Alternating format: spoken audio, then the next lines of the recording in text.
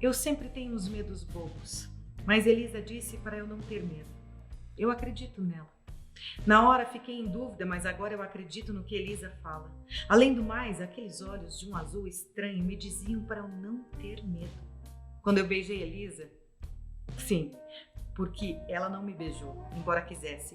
Enfim, não importa. Quando eu beijei Elisa, senti que um ciclo se rompia. Senti vontade de afundar minhas mãos nos cabelos dela e dizer: por que demorou tanto? Então fui me liquefazendo aos poucos, como se dissolvesse imagens num sonho. Fui me alongando, fundindo com as coisas boas que Elisa trazia, e de repente minha cor era azul, aquele azul de dias frios, tão exposto que doía na fronte de quem tinha dormido mal. Eu nem gosto de azul, mas ele veio de dentro dos olhos de Elisa. Ah, convém dizer que Elisa é uma menina cheia de borboletas, e você sabe, as borboletas não têm medo. E o que o azul tem a ver com isso é claro para mim.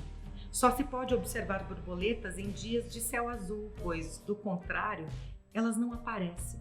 Elas somem na neblina das coisas mal resolvidas, ou pior, derretem na chuva dos pesares passados, tomam os amores que a gente aguarda e carregam as sobras nas asas finas.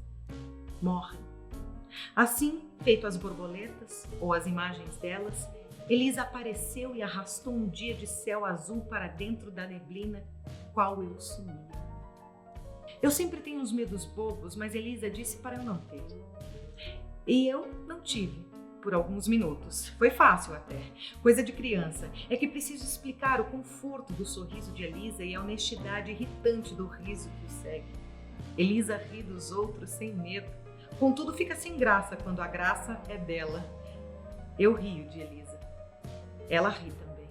Agora estamos confortáveis. Eu sempre tenho uns medos bobos, mas Elisa disse: para!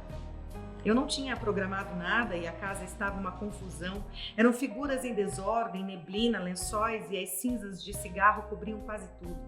Elisa chegou e, sem dizer absolutamente nada, soprou as cinzas, dissipou a neblina, armou um novo quadro e lavou os lençóis. Eu nem tinha pensado nisso. Ora, lavar os lençóis.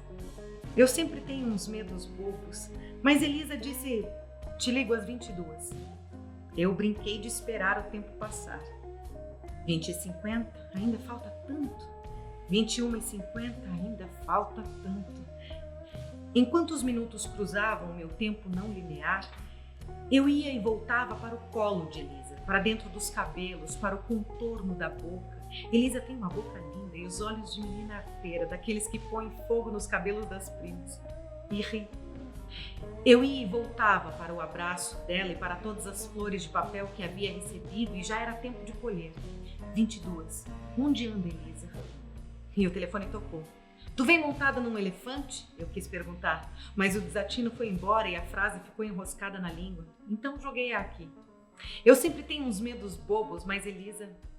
Bem, na verdade, ela não parece ter. Afinal, ela disse que vinha e já era bem tarde. Ela não parecia temer nem a noite, nem a vinda.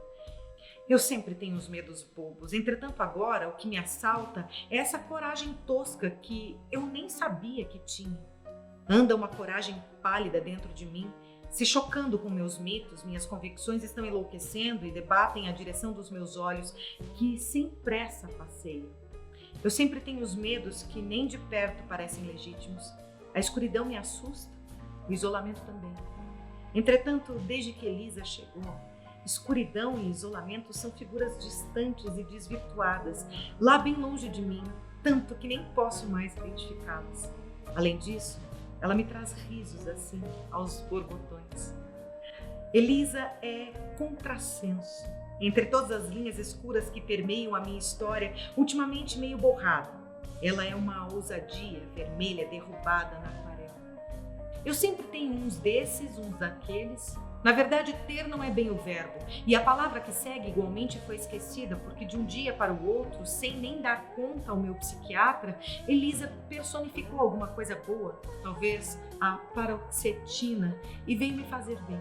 Eu não sei direito como tudo começou, mas os eventos se desenrolaram tão doce, tão delicadamente, e quando eu abri os olhos, era tudo outra coisa lá bem longe, cores novas, originais. improvisando um horizonte, um porvir ensolarado, uma manhã cianótica, um bom dia de boca inundada e desejo raro de acordar rasgando nuvens. Desde então eu sempre tenho Elisa. Levo no bolso esquerdo. Ela é leve. Elisa é leve. Eu sempre tenho coisas indizíveis e Elisa insistiu no silêncio quando pedi as primeiras histórias.